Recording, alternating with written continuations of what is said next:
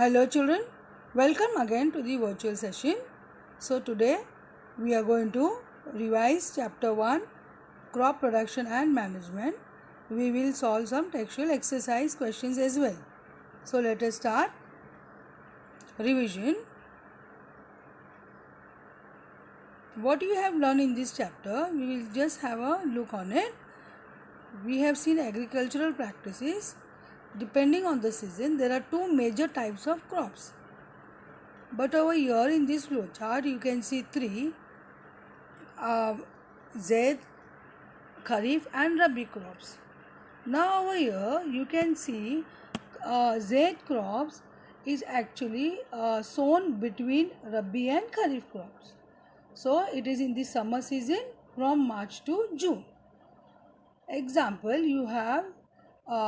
you can see over here you have crops grown in this season. You have fruits and vegetables and they are seasonal. Kharif crops these are the major croppings. So Zaid crops sown between Rabi and Kharif crops. It depends upon the season.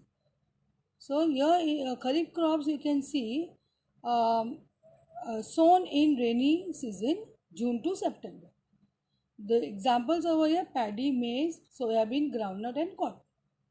Rabi crops sown in winter season and October to March. Examples of Rabi crops you can see wheat, gram, pea, mustard and linseed. So two major crops you have Kharif crops and Rabi crops. Jade crops, one of the crops which is grown between Rabi and Kharif crops. Therefore, it is included in this flow chart.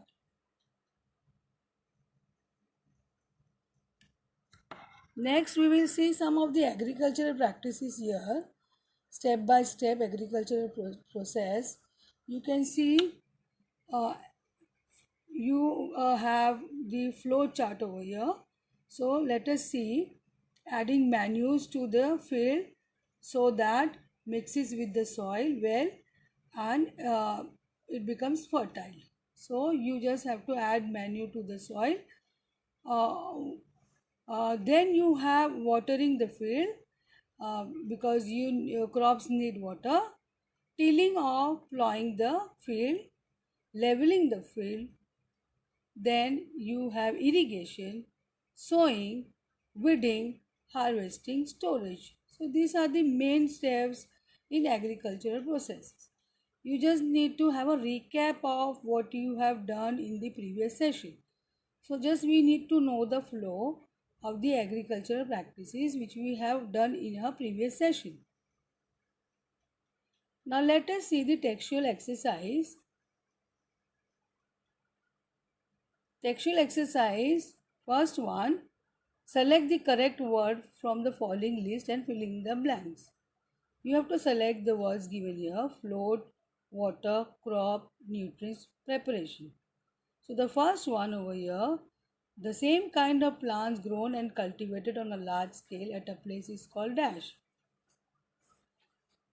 The first step before growing crop is dash of soil. Damaged seeds would dash on top of water. For growing crop, sufficient sunlight and dash uh, and from the soil are essential. So, can you think about the answers, children? Give two examples of each Kharif crop, Rabi crops. So now let us discuss the select the correct word for the following list and filling the blank. The same kind of plants grown and cultivated on a large scale at a place is called as crop. Second one, the first step before growing crop is dash of soil, that is preparation of soil. Damaged seeds would dash on top of water, float. For growing crop, sufficient sunlight and dash and dash, that means water and nutrient from the soil are essential. So, textual exercise, question and answers you have to write in the notebook. I hope you all are writing these answers along with the statement children. Now you have match item in column A with those in column B. So over here, Kharif crop, column A, column A again Rabi crops, chemical fertilizer, organic manure. And B you have urea and superphosphate. So animal excreta, cow dung, urine and plant waste.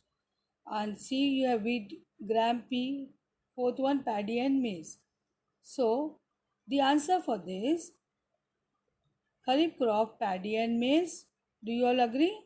Rabi crops wheat, gram P, chemical fertilizer, urea and superphosphate, organic manure, animal excreta, cow dung, urine and plant waste. So you have to write down these answers in your notebook. Now we have seen in the slide over here, give two examples of each Kharif crop and Rabi crops. So let us see the answer. Two example of Kharif crop and Rabi crops. So Kharif crop you have paddy and maize, and Rabi crops you can write wheat and pea. So you can write the answers in your notebook.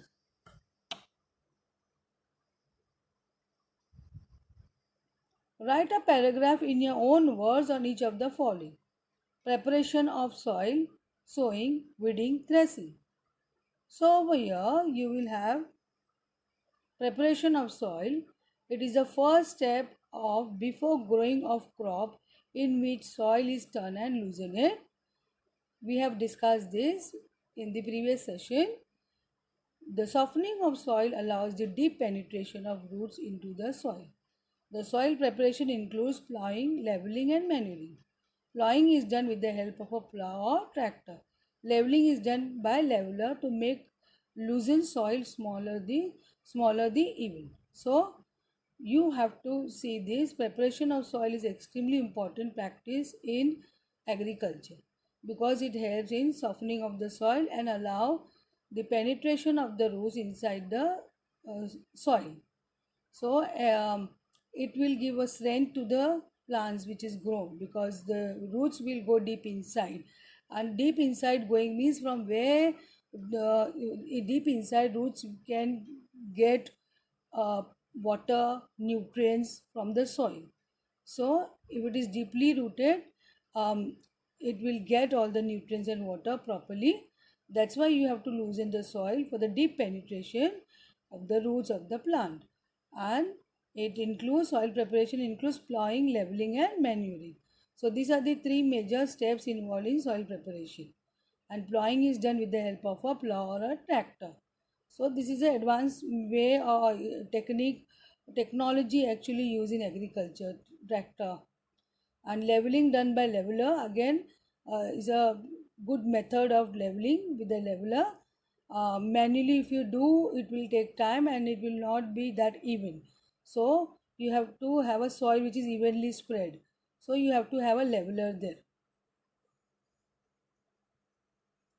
Now sowing, the process of broadcasting seeds in soil to grow crop is called sowing. Sowing is done with the help of seed drill or broadcasting with hands. The healthy seed is selected for proper growth.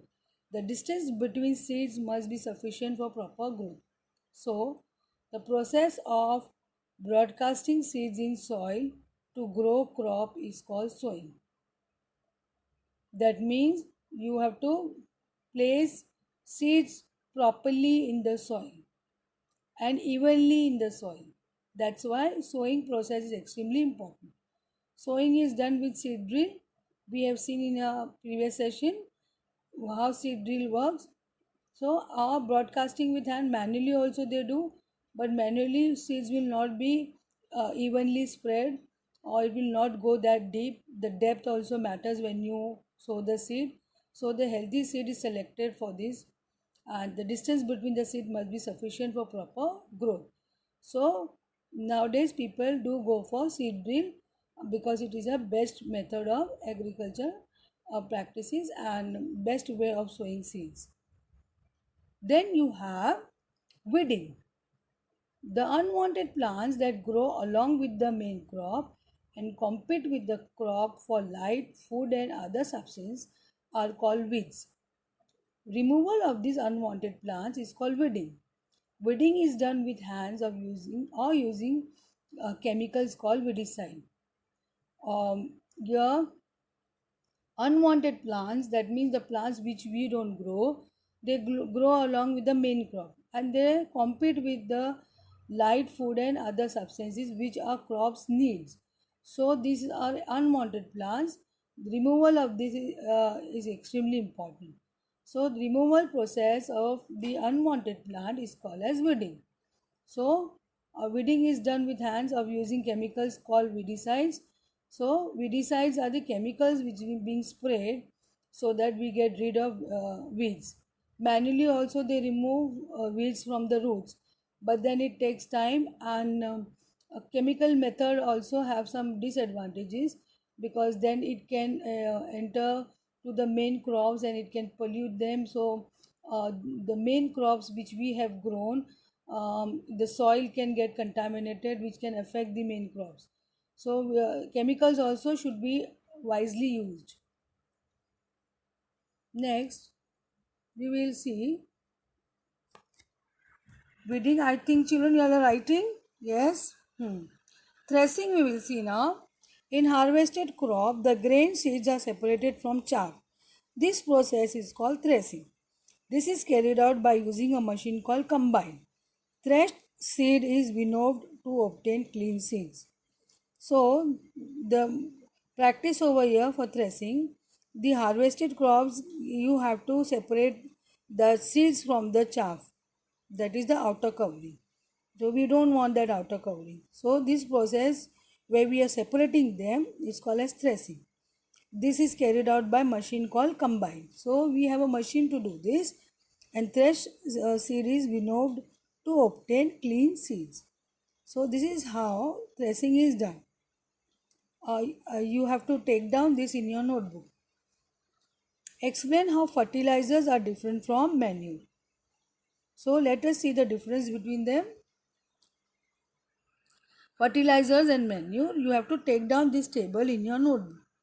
So fertilizer is a man-made inorganic salt, where manure is a natural substance obtained by the decomposition of the cattle dung and plant residues.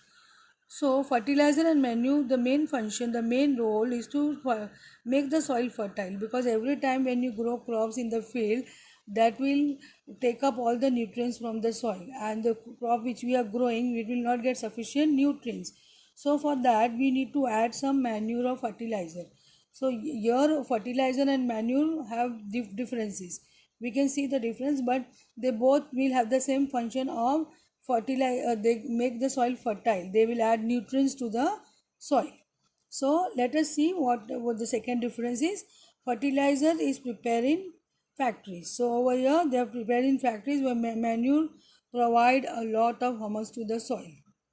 So manure provides lots of humus to the soil because it's natural, where fertilizer is prepared in the factories. So here over here, humus is not there in fertilizer, but in manure you have humus. Fertilizer do not provide any humus to the soil. Again, manure will provide lots of humus to the soil. So the major difference humus over here is actually the dead and decay matter of the living organisms.